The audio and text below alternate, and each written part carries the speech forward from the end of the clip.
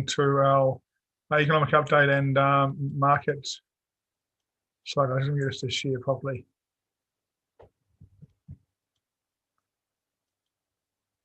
Hi everyone, and welcome along to our daily market update and economic calendar. My name is Paul Botfill and I am the head of the trading team for Access Wealth Online Trading Profit. It's my pleasure to bring you the update today, and interesting time in the market for mine. Quiet news day. We've still got these OPEC meetings going on. They've been on and off during the week. Unemployment claims out of the US, but unlikely to be much of the ISM services PMI coming in.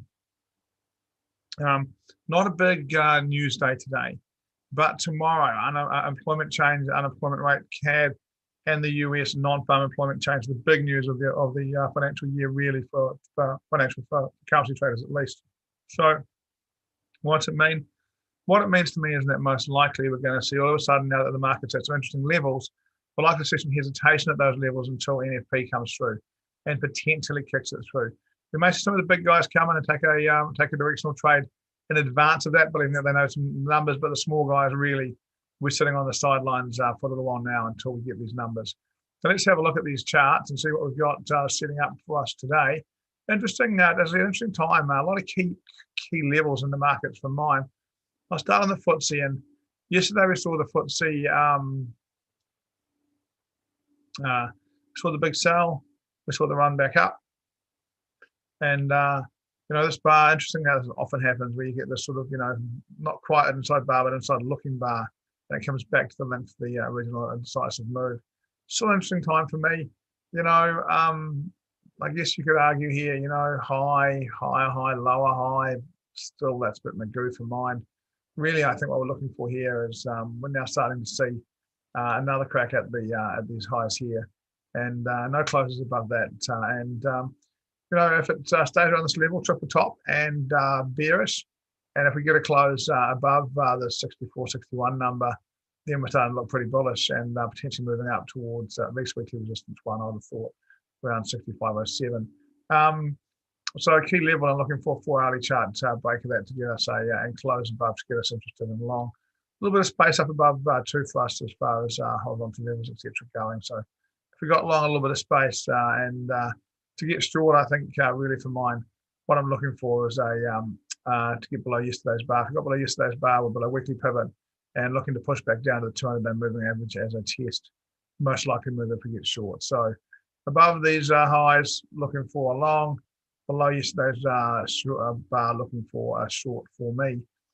Now, the Nasdaq has had another crack, as we've been saying for a while. We said here that it would have a crack at these highs, and it has come and had a crack at these highs. Not only the close and body ones, but the tips. And again, it's right now, it's nothing meaningful above it, and it's very much the same key levels. If we get a close in a 4-hourly chart above this level, it's pretty bullish. And top side, or the only way you can do that really is to use a fib extension. Measure the last cycle back and project it up, and the hard to put targets on that. And again, where's the short? Well, I think the same thing applies for the short. Jump below yesterday's bar here, and all of a sudden the short's in play, and short's target would be 11,700. Maybe initially the short target would be something around 12,148.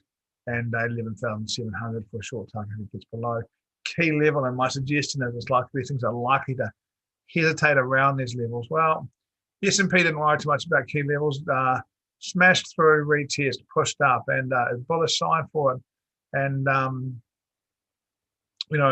interesting. We've got, as we all know now, and this will be fitting the FTSE as well. We've got the first approval for viral for vaccines to come out in the UK next week. And that should follow around the world reasonably soon. And maybe financial markets seeing that as quite positive. And maybe that what it could do is it could avoid lockdowns, and that would be very, very good for markets. So interesting reaction to them again. I would expect us to stay around these levels until NFP. If we get below yesterday's bar, that's the old high, and all of a sudden we'll be bearish heading down to 3589. Again, take out the high here. You've got to be careful buying highs of markets. What we'd really like is to get a move back to here and a reversal bar, and then a push up if we could, as opposed to a straight buy. The market will, of course, do whatever it chooses to do. Bitcoin Look, we've got back here we've got this gap and this big move up and the big test of sort of the old highs, and then the next day we've got up here, had another look a little bit higher and rejected away from them pretty quickly. But if you look at this is pretty close to an inside bar. This is an inside bar. This really is a time of indecision in the market. Reasonably clear for me here. I've been long biased, looking for an opportunity to get up to 20,000. I think it's likely we'll see 20,000 before Christmas.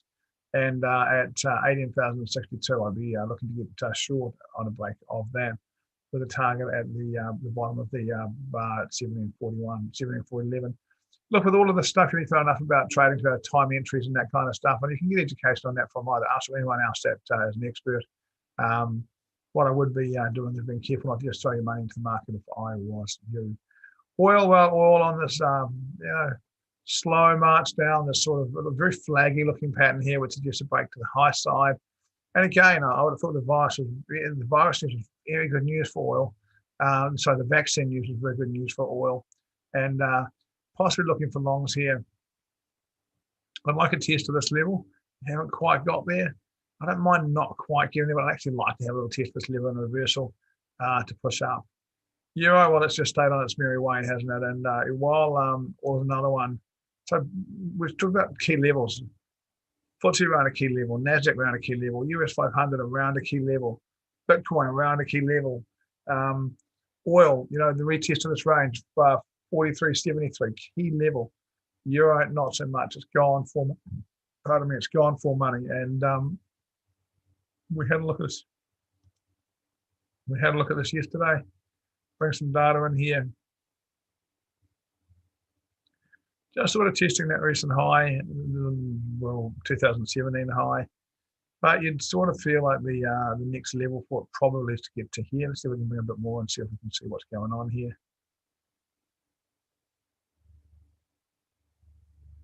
Let's just have a look for a level down here, right? Let's see what we've got. I mean, that's the obvious next level, right? Going up. Oh, yeah, I think that's pretty good too.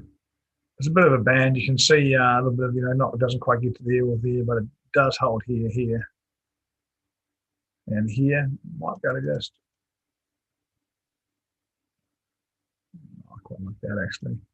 I'll pull that down to there and there, and long-term euro target around 124 mark. I mean, it's been there a lot in the past, so it's no big deal that it's going. It's the first time in a long time, and this perhaps represents the fact that numbers in Europe seem to be on the improve, and they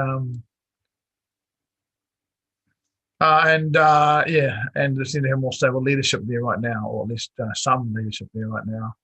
Dollar yen been in the triangle, has broken out of the triangle. What we're not sure about really is whether it's just going to create another rundown, and really this is just going to become a new triangle, or whether it's going to break out.